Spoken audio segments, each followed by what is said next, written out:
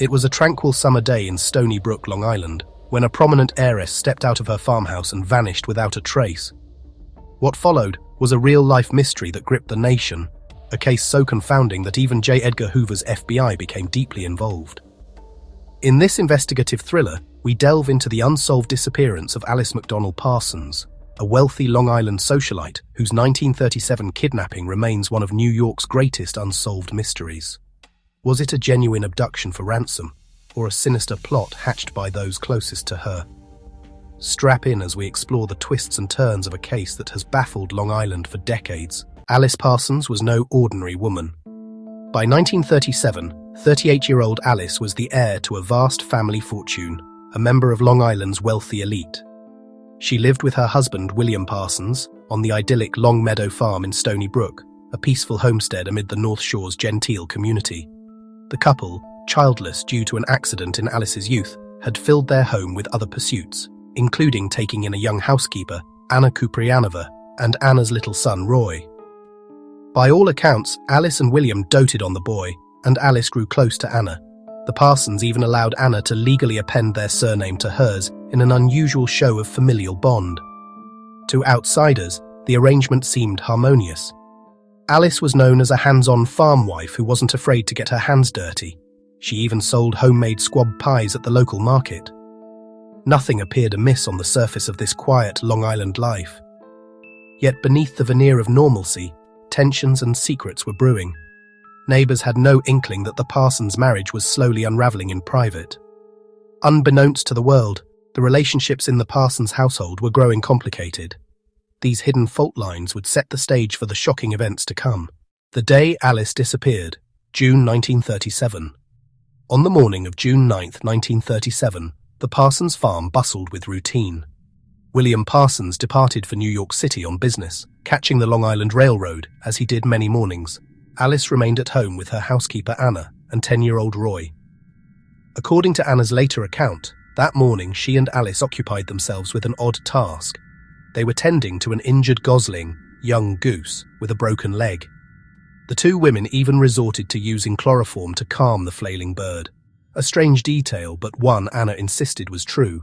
Little did anyone realize how chillingly significant that chloroform would seem in hindsight. By early afternoon, the tranquil routine took a dramatic turn. Anna Kupriyanova would tell police that a mysterious couple arrived at the farm around midday. This unknown husband and wife supposedly asked Alice to show them a parcel of family-owned property in nearby Huntington. Ever the gracious host, Alice allegedly agreed to accompany the couple. Climbing into their black sedan for the short trip, Anna claimed this was the last time she saw her employer, driving off with two strangers on what should have been a brief errand. Hours passed. When evening fell, Alice still hadn't returned. At 6:45 p.m., William Parsons stepped off his train from the city to find that his wife wasn't there to meet him at the station as expected. Concerned, William hired a taxi to rush him home, arriving around 7 p.m. to a scene of worry and confusion. Alice was nowhere to be found on the farm. Anna relayed the bizarre story. Alice had left with a couple and simply never come back. Alarmed, William wasted no time. He phoned the police to report his wife missing. Thus began one of Long Island's most intensive manhunts. Local Brookhaven police, soon joined by Suffolk County officers and New York State troopers, descended on the Parsons' 11-acre estate and the surrounding countryside. Flashlights and lanterns bobbed through the night as search parties combed the dense thickets, woodlands and beaches for any sign of the missing heiress. Hundreds of volunteers from the community assembled to help, scouring every inch of Stony Brook's quiet environs where Alice might have wandered or been dumped. But as midnight came and went, not a single trace of Alice Parsons turned up. It was as if the affluent farm wife had vanished into thin air, the ransom note and clue, or red herring. The following morning, June 10th, brought a startling development. Investigators discovered an apparent ransom note, but in a place that immediately aroused suspicion. Suffolk detective Bert Walker found a note tucked beneath the floor mat of Alice's own car, which had been sitting in the garage. This cryptic letter, written in oddly stilted English, demanded $25,000 for Alice's safe return and provided instructions. William was to bring the cash to the Jamaica bus terminal in Queens by 9 p.m., where a man would supposedly meet him and reunite him with his wife. The note ominously warned that if he involved the police, Alice would never speak again. Will Parsons, I have your wife for $25,000. Meet at the bus terminal, Jamaica, 9 p.m. My man will call you by name. Any cop, and she will never speak again. At first glance, this seemed to confirm a kidnapping for ransom. However, detectives on the scene quickly grew suspicious about both the content and the discovery of the note. Why would kidnappers sneak onto the property to hide a ransom note inside a locked car, especially with police already swarming the farm? Alice hadn't even used her car on June 9th, according to Anna's story. Indeed, the family garbage collectors later testified that on the very morning Alice disappeared, her car was locked in the garage, not sitting out in the driveway as Anna had claimed. Somehow, the ransom letter ended up in a vehicle to which, by all logic, only someone in the household would have had easy access. Investigators also noted the peculiar phrasing and errors in the note's text. It read as if someone were trying to sound foreign or uneducated. The kidnapper's identity and even existence came into question. Could this note have been a deliberate plant to mislead the investigation? Each clue seemed to beget more questions than answers. A newspaper front page from June 11, 1937, reporting the ransom demand in Alice Parsons' disappearance. The case dominated headlines as authorities puzzled over the kidnapper's true identity. An investigation in full swing. As news of Alice's disappearance and the bizarre ransom note hit the press, public fascination exploded. The story of the missing heiress on Long Island's Gold Coast made front-page headlines from New York to San Francisco, and radio bulletins carried the latest developments. Under intense media scrutiny, law enforcement pulled out all the stops. By the end of that week, local and state police were joined by federal agents dispatched at the behest of FBI Director J. Edgar Hoover. Hoover had personally assigned one of his best, Special Agent E.J. Connolly, a seasoned investigator of high-profile kidnappings, to take charge of the case. If anyone could crack this mystery, it was Connolly, described by the press as a silent, tireless worker and a relentless crook hunter.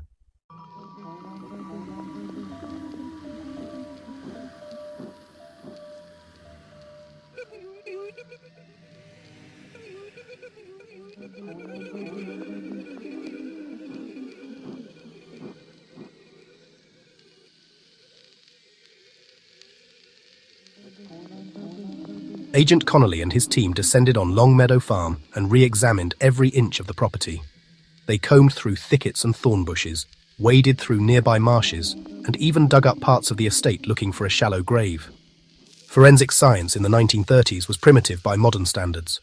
There were no DNA tests or sophisticated labs, so detectives relied on old-fashioned interviews, interrogations, and gumshoe evidence hunting. The result? Frustration. No blood. No broken struggle, no physical evidence whatsoever was found to indicate what befell Alice. The massive search and investigation were mired in drama, but yielded little concrete proof. Meanwhile, William Parsons cooperated with police, at least on the surface. Depending on which account one follows, William either attempted to secretly follow the ransom instructions or refused to go along due to the media spotlight. But in no scenario did any kidnapper actually show up to claim the money. No further communication from supposed abductors ever came. It was increasingly apparent to investigators that the kidnapping may have been a hoax. They began to suspect that Alice was likely no longer alive, and that the entire caper might have been staged to cover up a murder. Suspicions and scandals. Inside job. As weeks turned into months with no sign of Alice, suspicion narrowed on the two people who had the most to gain from her disappearance: her husband William and the housekeeper Anna. Before long, whispers of scandal began to circulate. The case had no shortage of bizarre clues and red flags that suggested an inside job. Investigators, and the press, zeroed in on several key points. Vanishing chloroform. Remember that chloroform used on the Gosling? A bottle of chloroform from the Parsons household was missing after Alice vanished. The housekeeper claimed she sometimes used it as a liniment for leg pain, but could not explain why the bottle disappeared. The implication was chilling. Chloroform could easily have been used to subdue a victim during a staged kidnapping. Dubious ransom note. The Ransom Note's paper turned out to match paper found in the Parsons' home, and its language seemed deliberately affected.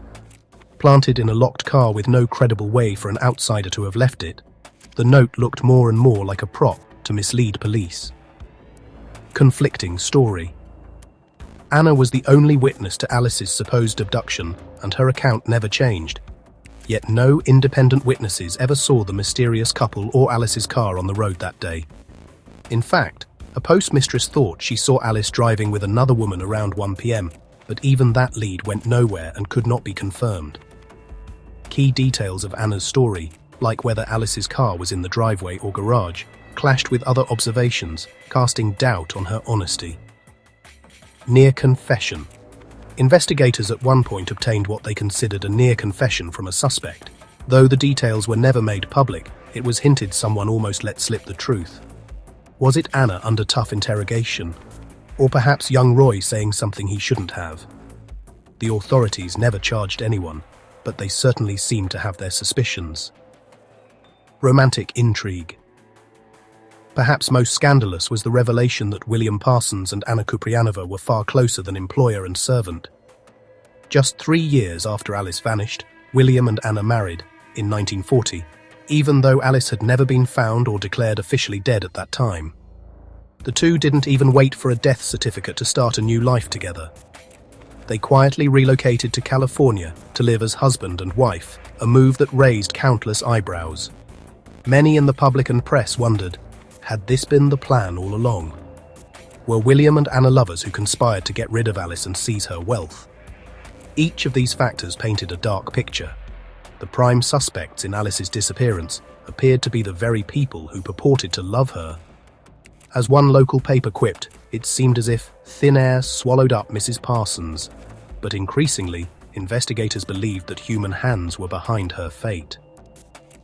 Long Meadow Farm's driveway in 1937, shortly after Alice's disappearance. Police officers comb the property for clues as the case becomes a full-fledged homicide investigation. Aftermath. The case that haunts Long Island. Despite the mounting circumstantial evidence, the Alice Parsons case never reached a courtroom. With no body, no definitive proof, and 2 tight-lipped suspects, authorities were forced to shelve the investigation. A year of intensive inquiries by the FBI and police produced tantalizing leads, but ultimately no closure. Alice's brothers and extended family were left in limbo, their hopes for answers gradually dimming as time went on. In 1939, a judge finally declared Alice McDonell Parsons legally dead, acknowledging what everyone had come to assume, that she would not be returning alive. Yet the story didn't simply fade away. For decades, Long Island history buffs and true crime enthusiasts have been captivated by the Parsons mystery. It's a tale with all the ingredients of a Hollywood thriller: a wealthy heiress, a web of lies, a love triangle, and the possibility of a perfect crime. In fact, the case has often been compared to a movie plot, and one can easily imagine a master storyteller like Steven Spielberg turning its twists and turns into a blockbuster film. The enduring question remains: what really happened to Alice Parsons? Over the years, journalists and authors have attempted to piece together the truth.